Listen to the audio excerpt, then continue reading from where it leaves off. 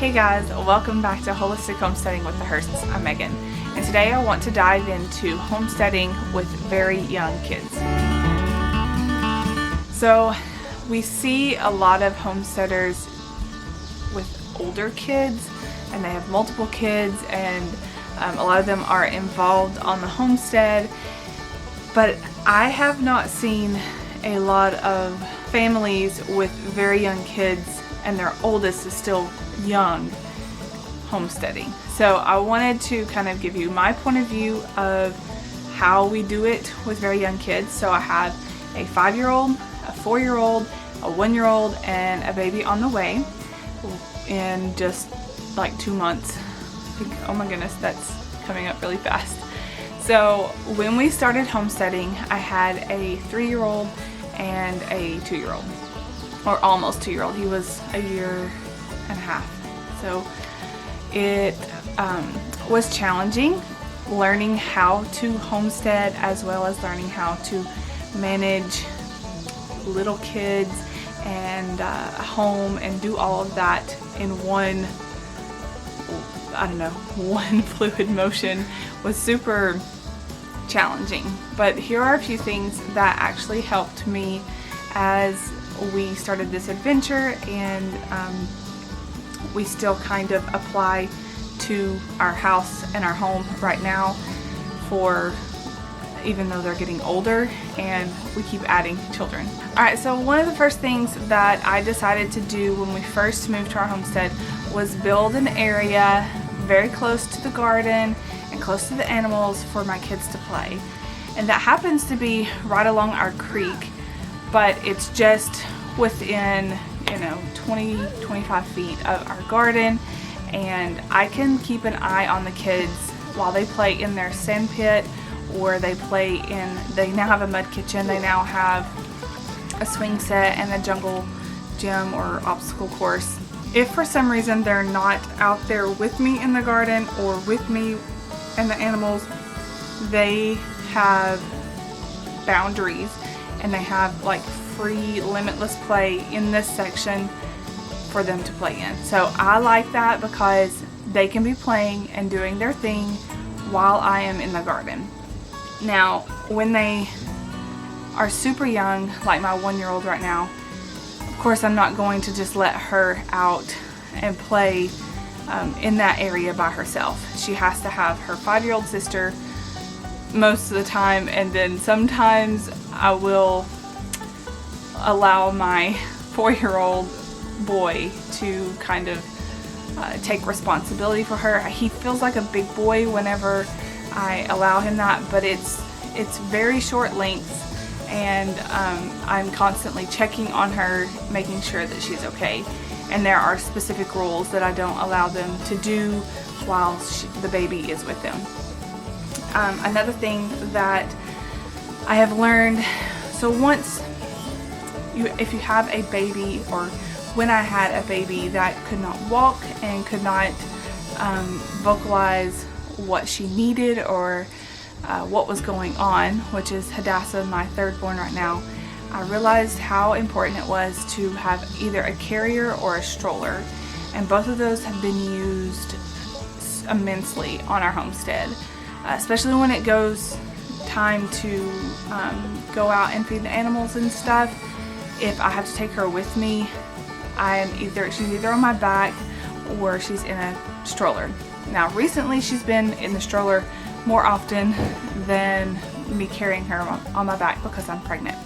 I am in my 3rd trimester of pregnancy, and carrying a 1-year-old on your back on top of a big belly in the front and trying to maneuver and bend over and squat down or whatever it may be is difficult. So she ends up being in the stroller more.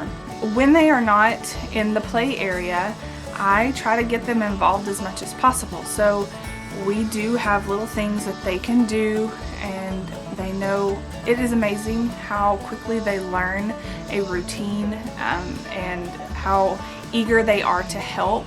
So now my 5 and 4-year-old know things that are ripe. They know their colors, so we are homeschooling and teaching them all that stuff. But it's pretty awesome to intermingle the homesteading life with their homeschool, because they're learning so much more stuff than, you know, just going to a public school, because they are getting hands-on experience, and they know more about chickens than some people, adults that I know, which is pretty cool.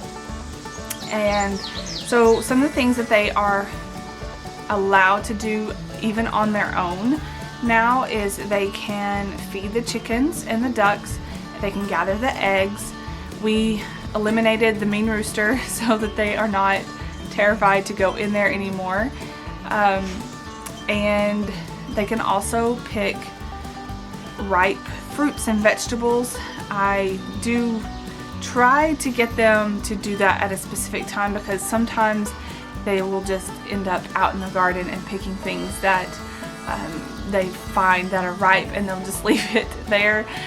So I do try to set aside a specific time, or give them specific directions of go get all of the ripe tomatoes, or go get all of the ripe zucchini, or recently we had peaches, so it was like go get all the peaches that are firm but still a little squishy. And so that's really fun for them, having that responsibility, and also they get rewarded with all of the yummy food that we get to bring in. So the peaches and the fruit bushes like the blueberries, and they've enjoyed the grapes. The grapes didn't do so well this year, but they still have enjoyed going out there and just like checking them. They like to pick the strawberries and things like that. So once they have learned their colors, I can tell them, all right, when a strawberry is red, that is when it is ripe, and so you may pick it. But before then, they are not allowed to pick it. Now, last year, when my little boy didn't know his colors, he was just out there picking stuff. And that's the case with my 1-year-old. She knows all of the fruit, where it's at. She knows, which is hilarious at how young of an age she's at. She knows to crawl over to the strawberry patch, and she knows how to pick them out. She picks the grapes off of the trellis, so we have an arch trellis for our grapes, and she will pick those off of there. They are not ripe, but she doesn't seem to mind. And then she knows where the raspberries and the blueberries are. And when we had mulberries coming off of our tree, she would find them on the ground and put them in her mouth. So that may or may not be safe, but I guess we're just building my good gut microbiomes here. So that's just some of the things that they are allowed to do. Now, our bigger animals, I don't really like for them to be by themselves when they are around them. Like our cow, she's very gentle, but she still gets a little rowdy sometimes, and I'm just adamant about keeping the kids away from her backside and close to like a tree or something, so if she were to get frisky or whatever she may do, like she likes to run and jump and gallop, and she gets excited. I just want them to be able to get close to a tree, get behind it, and stay safe. So there are certain animals that we don't like for them at this age to be around by themselves. But I will say my 5-year-old, which I guess she's 5.5 now, she has wrangled a goat, and she is strong, and she does not care to carry a bucket of feed out to some of the animals, or help carry the hay out to the cow, or put water in buckets. She's very, very helpful. And I will say, as we mature and the kids get older, the older kids are becoming so much more helpful, and it is so much easier dealing with the younger kids now that I have older kids than it was when I just had 2 very young kids. So if you are in this season of 1 or 2 very young kids, it gets better, it gets easier as far as having some extra hands to help. And if you will just allow your kids to take on some responsibilities, they will be extremely proud to have that, and excited to have that, and it's going to help you out. Now, when it comes to the inside of homesteading, baking and cleaning and preserving and things like that, my kids will sometimes be hands-on and then sometimes they're not. So we do have, I pretty much give the kids free access to be outside, except for my 1-year-old. My 5 and my 4-year-old, I can see their play area from our window.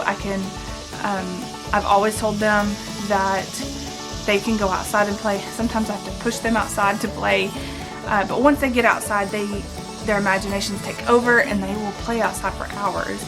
I just randomly will open the door, holler, and make sure that they can hear me. If they can't hear me, then they're too far away. But most of their stuff is within listening distance, and they are completely fine with being out here by themselves. We do have a creek. I have put both of my kids, all 3 of them, really into swimming lessons. I'm not ready for my 1-year-old to be down in the water area. But my 5 and my 4-year-old, our creek, when it's not super high, it's just like a foot deep in the deepest parts, and I do allow them to play. They have had swim lessons and know how to swim, hold their breath, things like that, and the water isn't super deep. Now, when the water is up, they are not allowed to get in there. So we try to give them freedom within boundaries, if that makes sense. So also, whenever I am baking or making supper, sometimes I'll send the kids out to get vegetables for supper, and then sometimes they want to help with baking. So I've got them both aprons so they feel like a big person, and they have their own rolling pins. So if we're making tortillas or something that involves rolling out something like pizza dough or something like that, then I allow them to get involved. It's not always the easiest. It would probably be easier if they would just sit still and be quiet and let me do it all by myself. But it's not practical. One, they're kids. They're not meant to just sit still all the time. And 2, it's teaching them how to be self-sufficient, how to make food. And as they get older, I'm hoping that we'll be able to rotate supper nights where the kids are able to pick a night and make supper for the family. So that starts now. We can't, for me, I don't want to wait until they're teenagers before I teach them this stuff, because as they approach double digits, 10, 11, 12, I feel like they are more than capable of making supper. And if we are teaching them now, gradually introducing them to certain things, then they have a love and an excitement for creating and eating nourishing foods, that as they get to those ages where they can tackle it by themselves, it's just going to be so much easier. We are teaching them to have hands-on skills. So I am teaching them how to pick up after themselves. Now this one is probably the most challenging one. So we do try to live a minimal life right now. If I am managing their toys, whereas they get it out and I'm the one having to clean it up, then I tell them they have too many toys, and we declutter and we go through the whole system of organizing things, putting them in totes where they can see them. But I told them, as long as I am managing their toys and they are having me clean it up, or I have to tell them to clean it up, then I will also manage how many toys are in our house. So that has worked really well. We do live in a 1-bedroom house, and that can kind of get tricky with nap times and stuff. So I did end up placing a couple of baskets in our living area, and then they also have a toy section in their bedroom. But for the most part, I like for them to be outside as much as possible. We have not a full wraparound porch, but it is covered, and it's big enough for the kids to ride bikes or tricycles, or what are those things called, scooters. So I will have them outside most of the time, but if they are inside, we are most of the time doing chores, or they have free play with magnet tiles, things like that. Something that they can be constructive with, or use their hands or imagination. And then the rest of the time they're just learning skills and coming along with my day. I really hope that this video was helpful for the mom or the family that has really young kids and wanting to homestead and wanting to figure out how to manage it all. Take it day by day. Try to set up spaces for your kids that you can get your work done in while they play, or bring them along with you so that they can learn as you go. And another thing that I would recommend is not, I'm really bad about this, but is not going too big or taking on too much responsibility when you're not ready for it. So yeah, I am bad about over committing myself and trying to either get the kids involved in everything or be involved in everything myself. And so I've really had to take a step back, and now we are trying to narrow down just our cow, which hopefully she will be our dairy cow and provide milk for us, and just our chickens and ducks in this season of life, because we have 3 kids and 1 on the way, and like any more animals to maintenance or to care for could get super overwhelming. So that's what we're trying to keep it at right now. As far as gardening, I've got to figure out a better way of maintaining weeds and stuff. So that will be another adventure that we're going on, learning experience, and yeah, so those 2 things, the animals and the garden, keep us pretty busy, but they also provide us with lots of good food. So we're just, trying to maintain what we've got going on and specialize in those things and learn more and get that routine down, as well as raise our kids and teach them all of this stuff too. So if you are new here, I hope that you found this inspirational, and I would love to know if you have any questions. You can leave them down in the comment section below. And I'm going to end the video here, so subscribe if you are new, and if you aren't new, give this video a thumbs up. I really appreciate it. I really appreciate you guys watching this video, and we will see you in the next one.